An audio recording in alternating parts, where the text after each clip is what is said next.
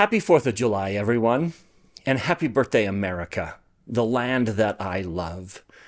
I wanted to pay tribute to this great country, its history, and its prophecies as given in the scriptures. Like you and like me, she's certainly not perfect, and like we sing, may God mend all her flaws. But I wanted to walk through a few scriptures and point out the glory of this country as seen through the lens of the Book of Mormon and the Doctrine of Covenants, the restoration scriptures. Let me show you what prophets of old thought about this country in which we live.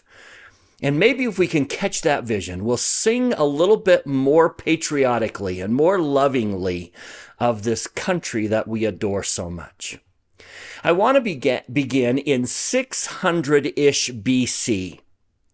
As Nephi pondered the vision of his father, the tree of life, as he sat pondering that, the Lord gave him 3 stories to help him understand the purpose of the tree, the rod, the river, and all those images that his father saw.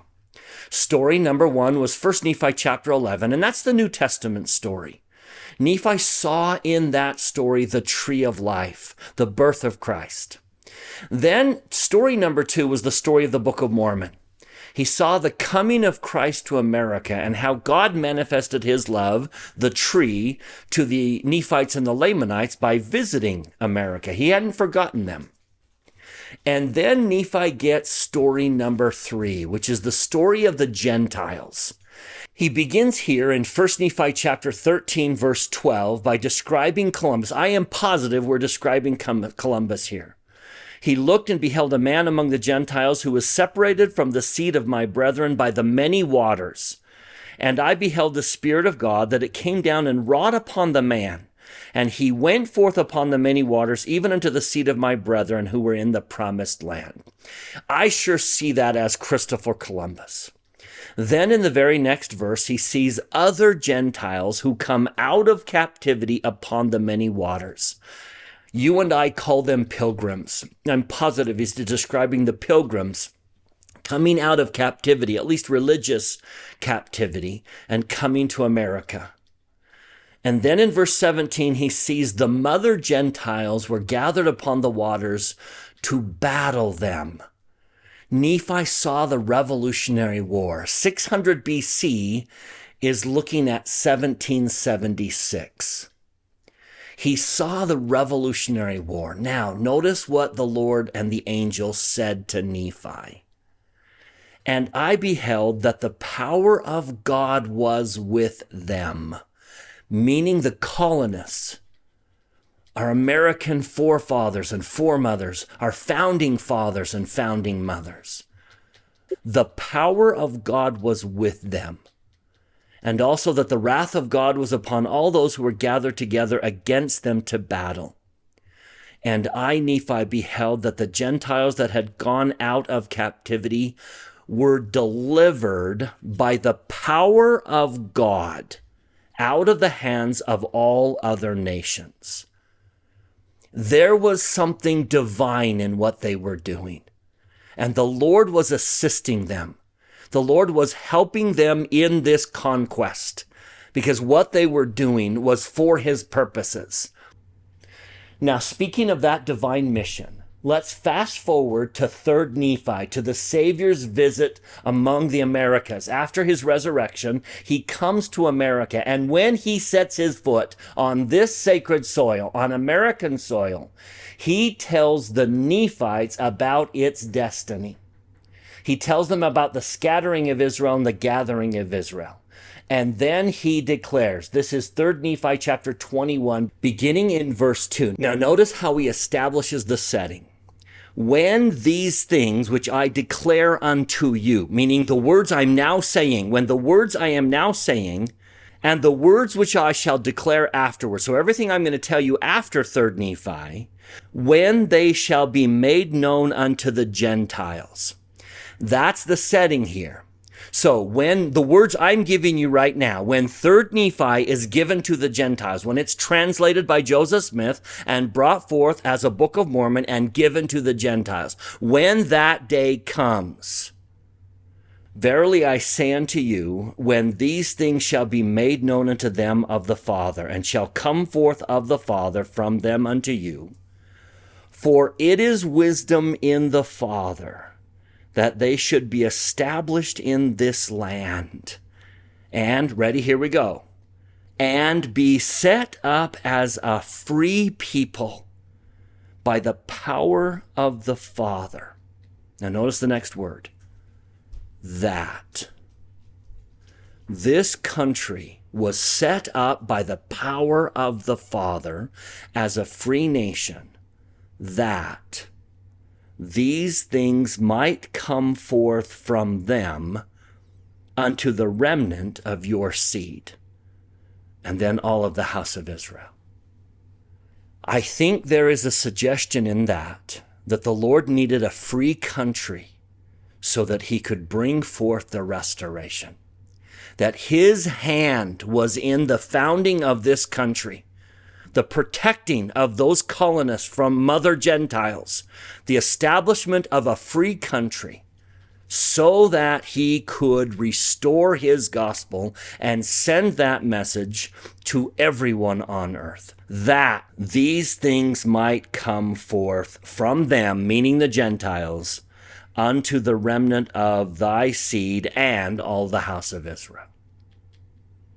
Now, let's turn to the Doctrine of Covenants. After the loss of those significant pages of Scripture where Joseph Smith lost the manuscript, and the Lord is telling him what to do, speaking of the rest of the manuscript, speaking of everything that Joseph hadn't translate but would, the Lord said in Doctrine and Covenants section 10, and behold, all the remainder of this work does contain all those parts of my gospel which my holy prophets, yea, and also my disciples desired in their prayers should come forth unto this people.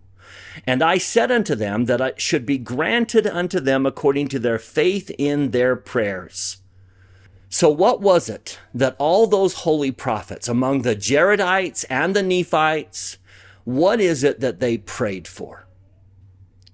This was their faith, that my gospel, which I gave unto them, that they might preach it in their days, might come forth unto their brethren the Lamanites, and also all that had become Lamanites because of their dissensions. Now this is not all. Their faith in their prayers was that this gospel should be made known also, if it were possible, that other nations should possess this land. Now listen carefully. Prophets of the Americas, prophets of the Book of Mormon, prayed for something. And thus they did leave a blessing upon this land in their prayers, that whosoever should believe in this gospel in this land might have eternal life, yea, that it might be free unto all of whatsoever nation, kindred, tongue, or people that they may be. They prayed for this land. They prayed that it would be a free land for you and I to enjoy the gospel that they left us. Now I wonder, do you remember how Alma the elder's prayers brought about the angel to his son? That because of his father's prayers, an angel came and spoke to Alma the younger. All of that because of the prayer of Alma the elder. Now I just wonder if part of the blessings that have come upon this country are because of the prayers of Nephite and Jaredite prophets who prayed for this land. Maybe this verse in Doctrine and Covenants 101 that says, for this purpose, I established the constitution of this land by the hands of wise men whom I raised up unto this very purpose, and redeemed the land by the shedding of blood. Could it be, just a thought for you to think about this 4th of July, could it be that the prayers of the Nephites and Jaredites and the Lord's purposes for you and I in these latter days is why the Lord, in answer to those prayers and our prayers, the Lord raised up righteous and wise men to bring about this free country. To that end, let me just share two quotations. You interpret them however you want. I will leave you to interpret. Yes, I have been to Independence Hall. I know the layout of the building. But let me just read two quotations, one from an apostle of the Lord Jesus Christ and one from a president of the United States. And I will let you interpret what you think they mean. First, from Elder Orson Hyde of the Quorum of the 12 Apostles. He said, "The angel of God that appeared unto Joseph Smith." Now, he doesn't name him, but I'm pretty sure he's talking about Moroni. "The angel of God that appeared unto Joseph Smith revealed to him the history of the early inhabitants of this country. This same angel presides over the destinies of America and feels a lively interest in all our doings. He was in the camp of Washington, and by an invisible hand led our fathers to conquest and victory. And all this to open and prepare the way for the church and kingdom of God to be established on the Western Hemisphere, for the redemption of Israel and the salvation of the world." Now, let me just pause and let you reflect on that. Moroni was an unseen hand in the camp of Washington, led them to victory. That would confirm what the Book of Mormon is teaching about the power of God helping the colonists. But Moroni was there and helped them to victory. Not only that, but Elder Hyde continues. This same angel was with Columbus and gave him deep impressions by dreams and by visions respecting this new world. Trammelled by poverty and by an unpopular cause, yet his persevering and unyielding heart would not allow an obstacle in his way too great for him to overcome. And the angel of God helped him, was with him on the stormy deep, calmed the troubled elements, and guided his frail vessel to the desired haven. Under the guardianship of this same angel, or Prince of America, have the United States grown, increased, and flourished, like the sturdy oak by the rivers of water. That's Orson Hyde, an apostle, declaring that Moroni is the Prince of America and has had a keen interest in this country's history and development. Now, that being said, let me read not one, but two quotations from President Ronald Reagan. He told this story twice. Let me start with the more elaborate one to make an impression, but then let me read a second one so you know that Ronald Reagan thought significantly about this story. Number one, first in 1957 to Eureka College. He wasn't president then, but he would be someday, and he said back then, "I have never been able to believe that America is just a reward for those of extra courage and resourcefulness. This is a land of destiny, and our forefathers found their way here by some divine system of selective service, gathered here to fulfill a mission to advance man a further step in his climb from the swamps. Almost 2 centuries ago, a group of disturbed men met in the small Pennsylvania State House. They gathered to decide on a course of action. Behind the locked and guarded door, they debated for hours whether or not to sign the declaration which had been presented for their consideration. For hours, the talk was treason and its price, the headsman's axe, the gallows and noose. The talk went on and decision was not forthcoming. Then Jefferson writes, that's Ronald Reagan quoting Thomas Jefferson. Jefferson writes, "A voice was heard coming from the balcony. They may stretch our necks on all the giblets in the land. They may turn every tree into a gallows, every home into a grave, and yet the words of that parchment can never die. They may pour our blood on 1,000 scaffolds, and yet from every drop that dies the axe, a new champion of freedom will spring into birth. The words of this declaration will live long after our bones are dust. To the mechanic in his workshop, they will speak hope. To the slave in the mines, freedom. But to the coward rulers, these words will speak in tones of warning they cannot help but hear. Sign that parchment. Sign if the next moment the noose is around your neck. Sign if the next minute this hall rings with the clash of falling axes. Sign by all your hopes in life or death, not only for yourselves, but for all ages. For that parchment will be the textbook of freedom, the Bible of the rights of man forever. Were my soul trembling on the verge of eternity, my hand freezing in death, I would still implore you to remember this truth: God has given America to be free. As he finished, the speaker sank back in his seat, exhausted. Inspired by his eloquence, the delegates rushed forward to sign the Declaration of Independence. When they turned to thank the speaker for his timely words, he couldn't be found, and to this day no one knows who he was or how he entered or left the guarded room. Now I'll let you put those two stories together. But that was not the last time Ronald Reagan would tell that story. When he was president of the United States, he told it again. On July 4th of 1981, now President Ronald Reagan gave an address called What July 4th Means to Me.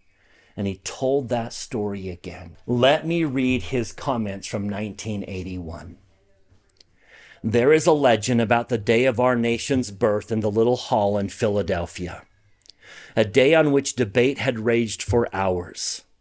The men gathered there were honorable men, hard-pressed by a king who had flouted the very laws they were willing to obey. Even so, to sign the Declaration of Independence was such an irretrievable act that the walls resounded with the words treason, the gallows, the headsman's axe, and the issue remained in doubt. The legend says that at that point, a man arose and spoke. He is described as not a young man, but one who had to summon all his energy for an impassioned plea. He cited the grievances that had brought them to this moment, and finally, his voice falling, he said, "They may turn every tree into a gallows, every hole into a grave, and yet the words of that parchment can never die. To the mechanic in the workshop, they will speak hope. To the slave in the mines, freedom. Sign that parchment. Sign if the next moment the noose is around your neck. For that parchment will be the textbook of freedom, the Bible of the rights of man forever." He fell back exhausted. The delegates, swept up by his eloquence, rushed forward and signed that document destined to be as immortal as a work of man can be. When they turned to thank him for his timely oratory, he was not to be found, nor could any be found who knew who he was or how he had come in or gone out through the locked and guarded doors. Oh, how I love this country. May you see it this 4th of July through the eyes of prophets who prayed for it, of those who sacrificed to bring it to us.